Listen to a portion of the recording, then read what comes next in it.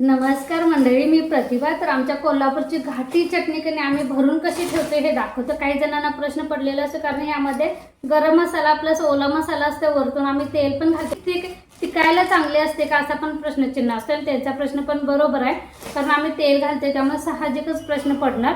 कारण तेलानं थोडंसं उघरट होईल, नंतर वास येईल चटणीला, असं पण होऊ शकते, पण असं काही होत नाही. चला आज कधी चटणी भरून ठेवूया. मग सगळी हे बघा, चटणी मिसळून आणलेली की नाही अशीच ठेवलेली 2 दिवस, कारण बाहेर जाणं झालेलं आणि प्रवास आणि त्यानंतर सगळा पसारा पडलेला आवरलेलं, त्यामुळे कधी चटणी भरायची राहून गेली होती. आता अशाच कधी ॲल्युमिनियमच्या डब्यात कधी ठेवायची नाही, नाहीतर कधी ह्यामध्ये आपण मीठ वगैरे घातलेलं असतं की नाही, तर ॲल्युमिनियमच्या डब्याला कधी असं होलं पडतात, डबा खराब होतो. तर मग कधीच डब्यामध्ये चटणी ठेवायची नाही, कारण आम्ही ओला मसाला तेल वरून वापरतो आणि मग ते प्रश्न पडतोय ना की बाबा त्याचा उघरट वास नाही येतोय का, किंवा तेल घातल्यानंतर त्याचा वास पण येऊ शकते ना. तर असं नाही, आपण तेल कधी गरम करून गार केलेलं घातलेलं असते आणि अजिबात खराब होत नाही. तुम्ही एकदा नक्की बनवून बघा, कारण मी दरवर्षी असंच बनवते. फक्त आता कधी ती टिकून राहण्यासाठी कशामध्ये ठेवायचं, एक तर तुमच्याकडे जर चिनी मातीची बरणी असेल तर बरणीमध्ये ठेवा.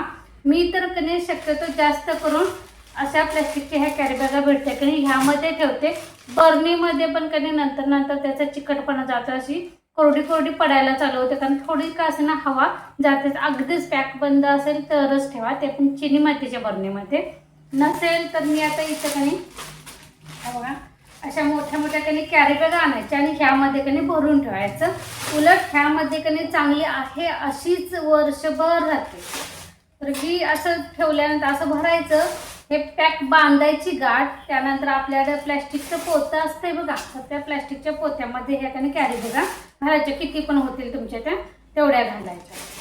आणि मग जेव्हा आपल्याला लागेल कधी त्यावेळी एक कॅरीबॅग काढायची, तेवढीच ती वापरायला घ्यायची आणि ते उरलेलं कधी परत बांधायचं होतं तसं आणि लॅपटॉपमध्ये टाकून द्यायचं, जिथं आपले म्हणजे सारखा हात नाही लागणार किंवा पाणी वगैरे जिथं जात नाही अशा कोरड्या जागेत ठेवायचं.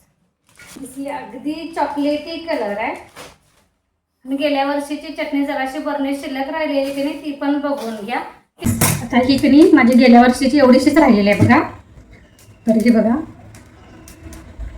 अजून पण कलर कसा आहे, अगदी असा चॉकलेटी कलर आहे. तुम्हाला भरणीतनं पण दिसत असेल. आणि अजूनही गाठी असं आमच्याकडे कसं ओला मसाला पण आम्ही घालतो ना आमच्या कोल्हापूर, ते चांगली काही प्रॉब्लेम येत नाही. फक्त ठेवा व्यवस्थित असं. जर तुम्हाला अशा मोठ्या कॅरीबॅग नसतील आणि अशामध्ये ठेवायचं नसेल ना, तर पण मी अजून एक पर्याय सांगते. तर अशा हे 1-2 किलोच्या पॅकिंग असतात ना या पिशव्या घ्या, तर ह्यामध्ये पण असं भरायचं. तुम्हाला दाखवते.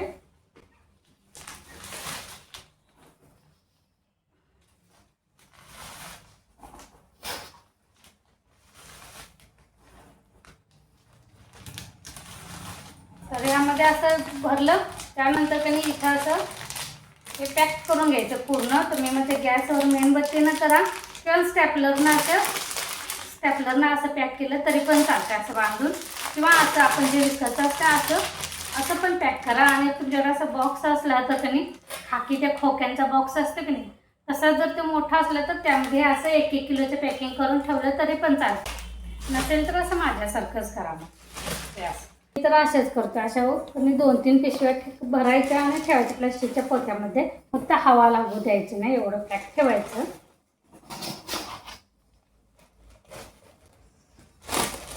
भारी कलर आला बघा चटणी. कलर आणि चवीला पण इतकी छान आहे झाली आहे, त्यामुळे असं काही होत नाही. 1-2 वर्ष कधी टिकते चांगले.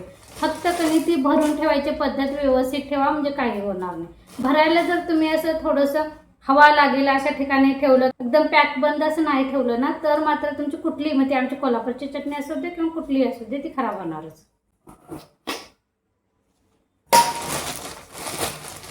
आता माझी एक पिशवी भरली. आता ह्याला कधी अशी ठिकाणी गाठ मारायची.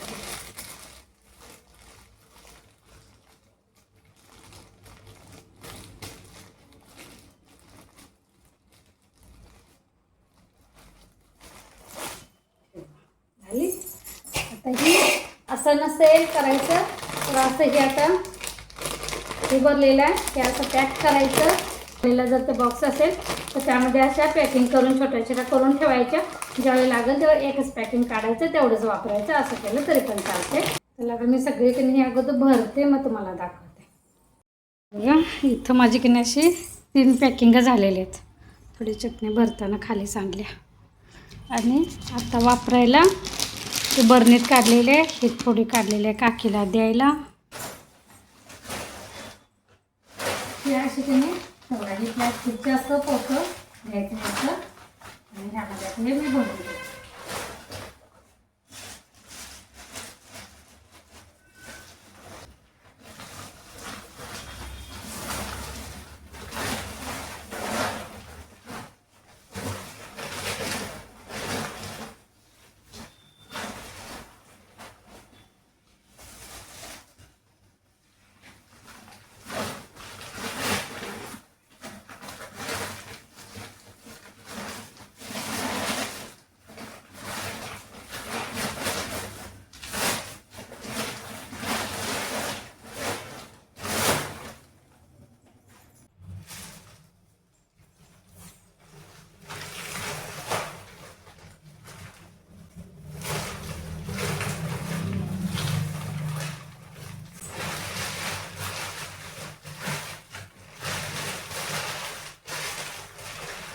आता हे असं एकदम पॅक बांधून ठेवायचं, अजिबात हवा जाऊ द्यायची नाही.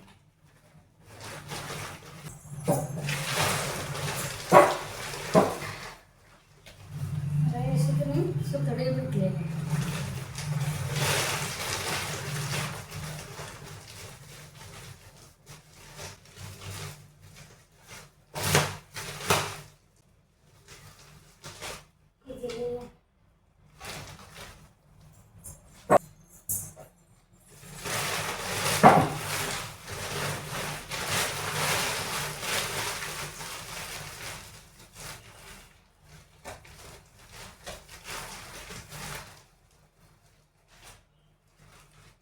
हे मात्र तरी एकदम असं फिट्ट बांधायचं, अजिबात हवा जाऊ द्यायची नाही.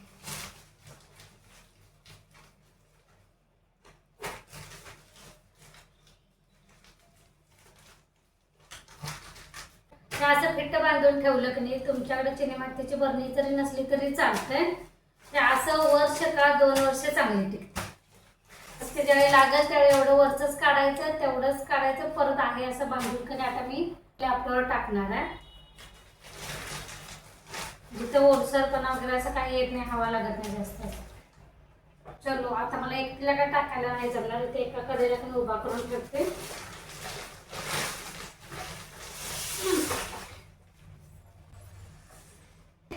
चला तर तुम्हाला समजलं असेल आमची कोल्हापूरची घाटी चटणी एकदम चिकट आणि तेलकट असून पण कशी वर्ष 2 वर्ष टिकते.